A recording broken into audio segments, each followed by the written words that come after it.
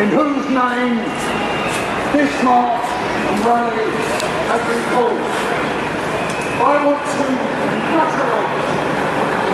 congratulate you for turning out in your efforts to scapegoat British workers and their families for the financial crisis caused by greedy bankers is not acceptable and will not be tolerated.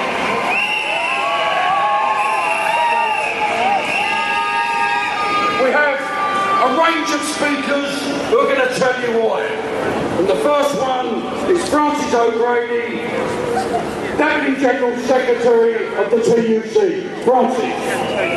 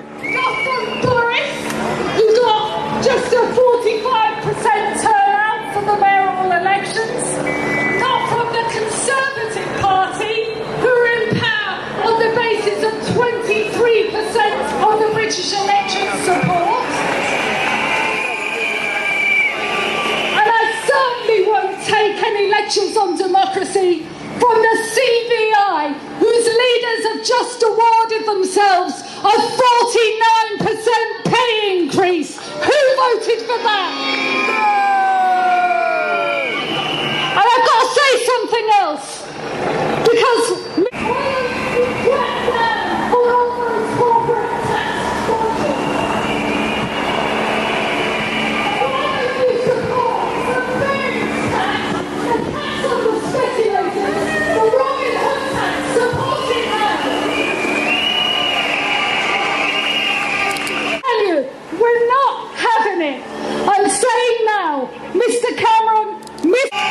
finish with this. We've stuck together. We're going to carry on sticking together. We are united. We won't be divided. And together we will win. Thank you.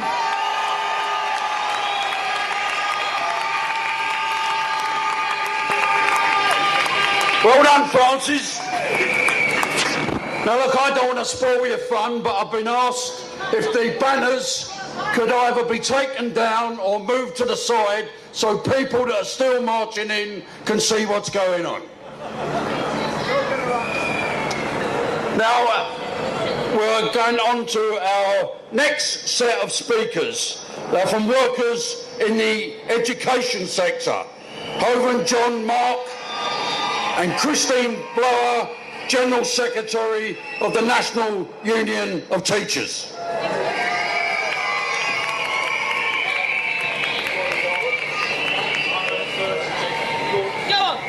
Right, well, we're here again, taking action. ATL members thought taking action on the 30th of June would be good enough. It wasn't. We know it forced the government to improve its offer, but it's not good enough, and you all know that.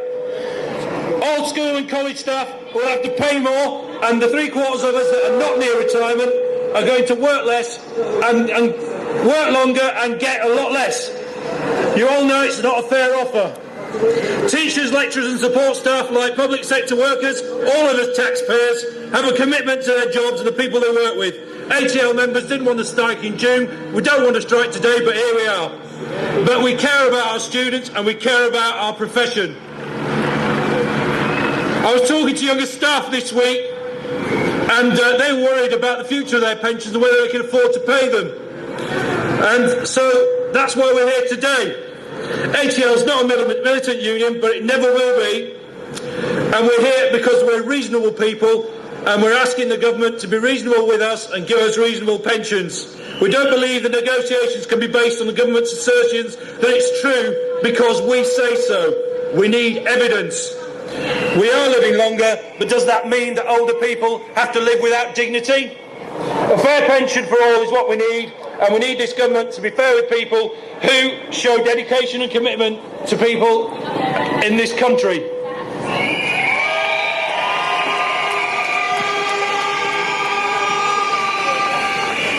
It's a privilege to be here as President of NASUWT, representing over 290,000 teachers. It's not a privilege to have a coalition government running our country without a mandate.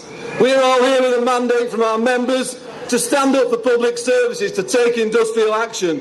Cameron, our message is loud and clear. He supported the Arab Spring and said the uprisings on the streets of Cairo should be listened to because so many took action. Well, there's millions of us, your public, out on the streets today standing up for their rights, and we are all in it together in our fight against you and your capitalist ideology that attacks working families and benefits a small minority at the expense of the majority, increasing unemployment, reducing wages and maximising profits for entrepreneurs. All workers are losing nearly 10% and public sectors 12% of their wages through increases to VAT, national insurance, inflation and public sector pensions tax. Osborne plans to cut the top rate of taxes for high earners and cut corporation tax, creating an even wider gap between the lowest and highest paid since Victorian times. We need pensions for all workers, both public and private. We need to make the profiteers in the private sector provide pensions instead of raking off massive bonuses while their employees are left destitute in old age. Taxing public sector workers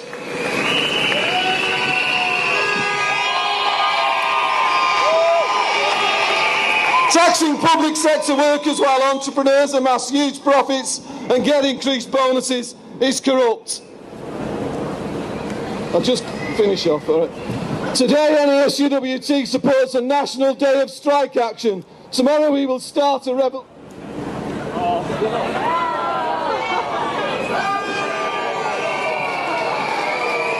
Okay, my name is Mark Campbell. I'm here representing 125,000 university and college lecturers, and I'm here to say The 99% are now off our knees, and we won't go back down again.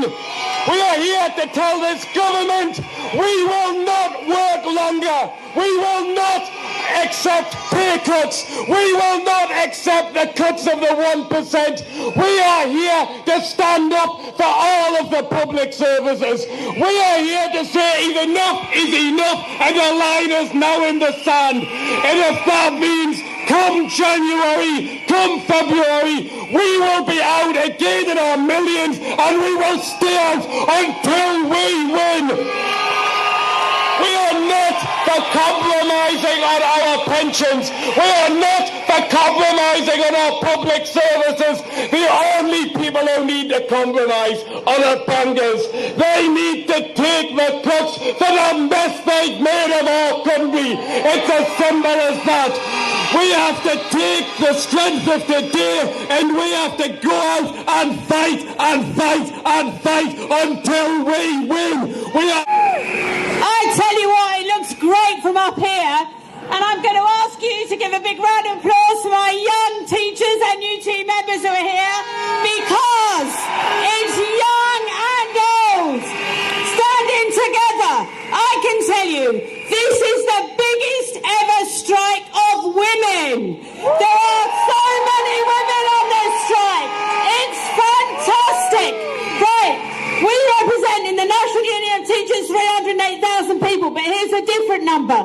Sometimes 30 is not a very big number, but I can tell you, when it's 30 public sector unions standing together in defence of pensions and in defence of services, that's a very big number, and we're really pleased all to be here today.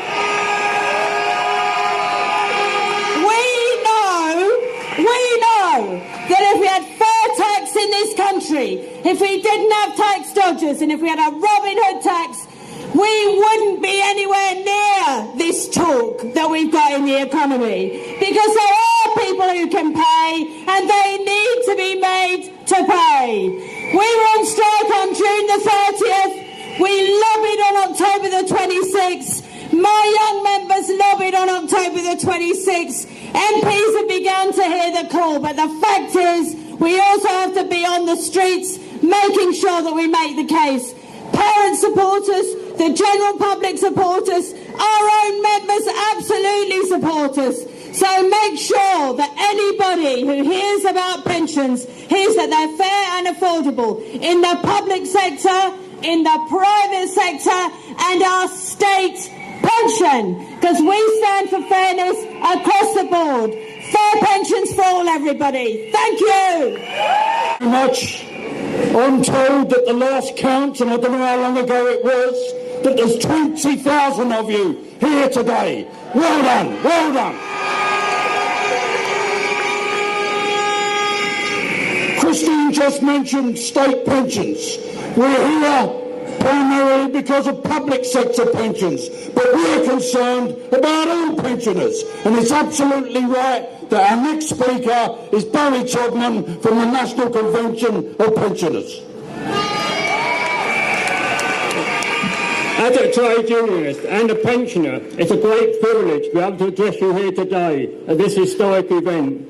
On behalf of the London region and the National Pensioners Convention, it is a significant step to link the concerns around state pensions, occupational pensions and public sector pensions. For too many years we've been divided, each group looking after their own interests.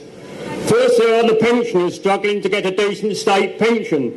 We are a non-party political organisation and have had to put up with the attacks from both Brown with his infamous 75p a week pension increase, and before that with Thatcher breaking the link between earnings and the state pension increase. Now we have this coalition government shortchanging us by using the CPI instead of the RPI. The current state pension is still only just over £102 a week, and the poverty level is over £70 a week more. Next are the workers in occupational schemes who are reasonably content in the belief they had a secure pension when they retired. Occupational schemes are now disappearing so fast that those workers still lucky enough to be in them no longer feel secure. And of course, many schemes are closed to new entrants. Finally, we have the public sector workers who expected they would retire with a guaranteed pension. They are now being told to pay more, work longer and get less. So in that respect, we really are all in it together. How ludicrous that we're being told that people will have to work longer and retire later at the same time as youth unemployment is rocketing. It's not only sad, but it's indeed madness. The MPC position is quite clear. Campaigning for today's and tomorrow's pensioners. And of course, what today's action is all about, fair pensions for all. Thank you.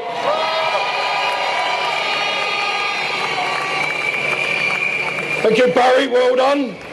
I've been asked if people could gently move forward in order to allow people that are coming in, are still at the back, to get in to hear what's been saying. If you could ease your way forward, it would be helpful. Now, we've heard about Cameron and we've heard about his inability to convince people. I've just had a message that his own staff in Downing Street have come out and have joined the strike today.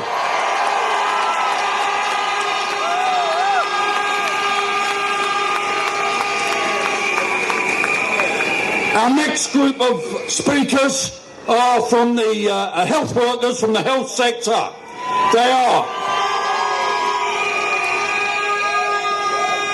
Vicky, Gary, Tom, Leslie and Cecilia. The next batch. Hello! I'm proud to be an NHS physio and have been for the last 13 years. And contrary to what the media keep reporting, none of us wants to be here today. But we're here because despite us patiently waiting for meaningful negotiation, the government didn't budge an inch on the key issues for months. And when they did, it was far too little and far too late.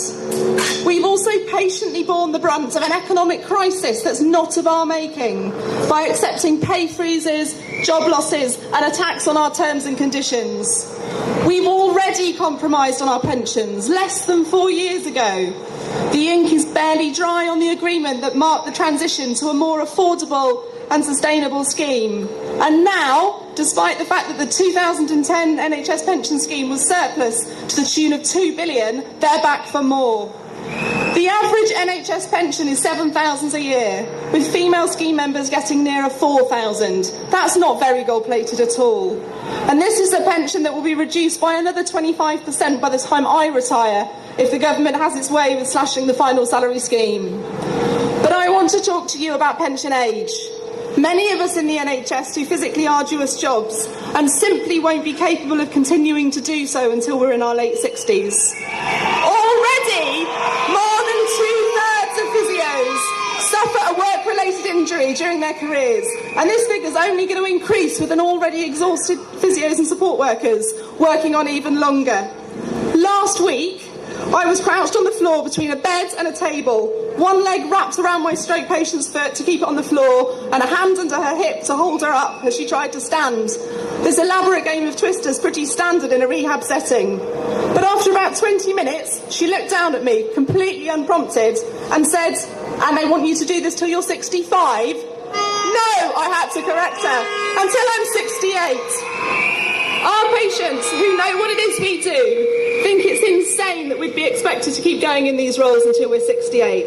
This government needs to wake up and realise the same."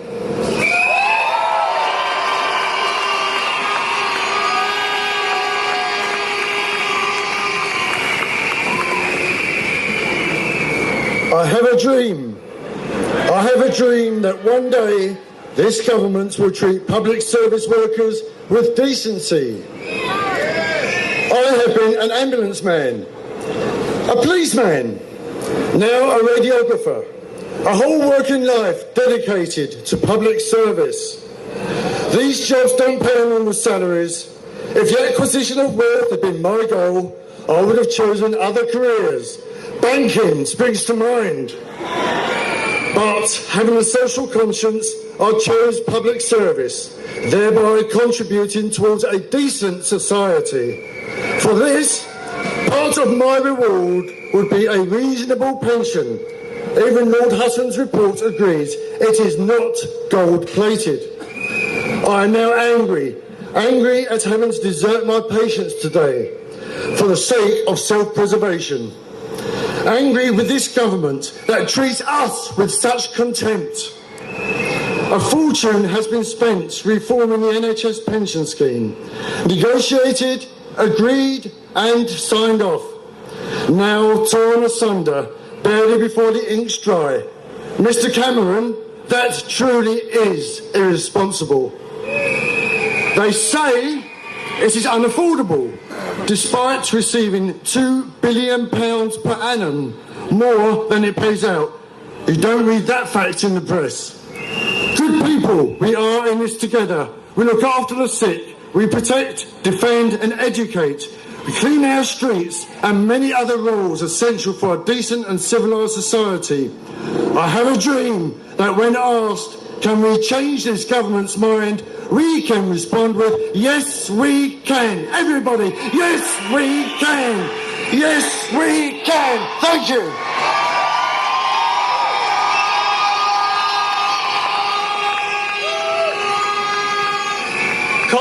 Colleagues in the public sector, it's only 4 years since they overhauled the NHS pension scheme. We accepted the higher retirement age. We accepted the increased contributions. Now it's giving back billions to the Treasury, but the government want more. They've betrayed the NHS workers. Pensions are deferred pay, and when you cut our pensions, you're cutting our pay. Our pensions are not gold-plated. They are not an undeserved perk. They are a recognition of a lifetime of public service. Society relies on the public sector. It relies on us. And today they're realising how much they rely on us.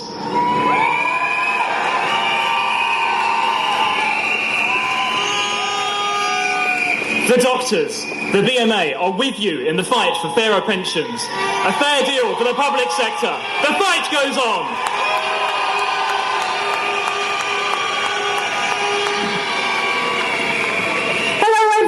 My name's Leslie Fisher from Unison.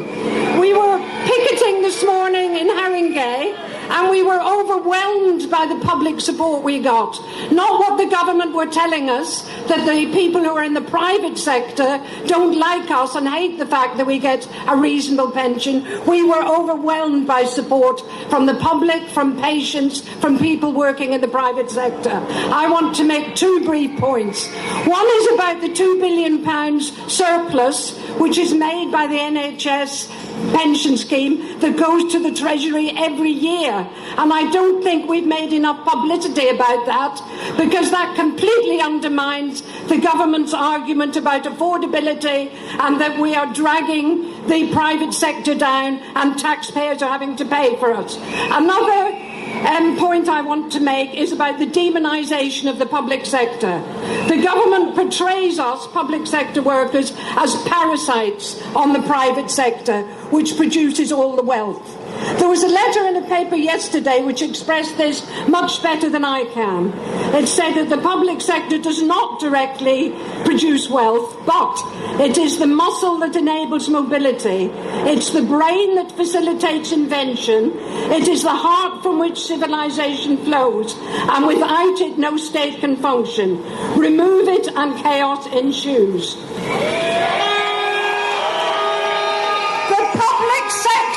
Underpins the private sector. We want to work together. We think everybody should have a fair pension. So, if you can read, thank a teacher. If you're fit, thank the NHS. If you want your rubbish collecting, thank the council workers.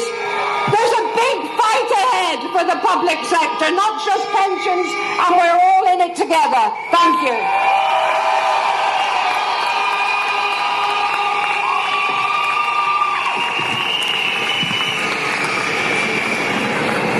Everybody. I am Cecilia Annim, Deputy President of the Royal College of Nursing, and we are here in solidarity to protect our pension. This systematic attack on public sector workers has to stop. Enough is enough. We will not be bullied. We will not lie low and take away our pensions. We have to work more, we have to pay more, and we have to get less. What type of a deal is that?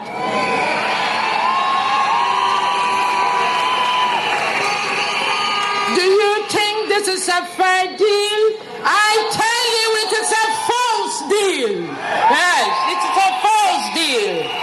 Can you see nurses in the community on Zimmer frames at 68? No. I want to tell politicians, every constituency there is a nurse, there is a NHS worker. There is 1 million of us. If you mess us up, you will mess your seat up, especially those in the marginal constituency. Don't mess up with us. Watch it, because we will pay you back.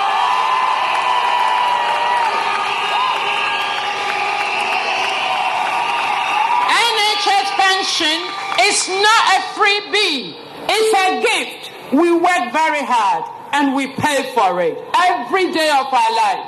It's not a gift. It's not a freebie. We deserve it. So don't condemn us to pension poverty.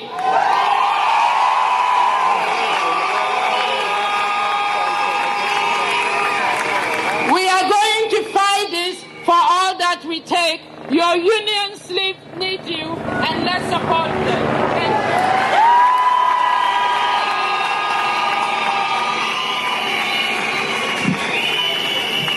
Thank you all very much.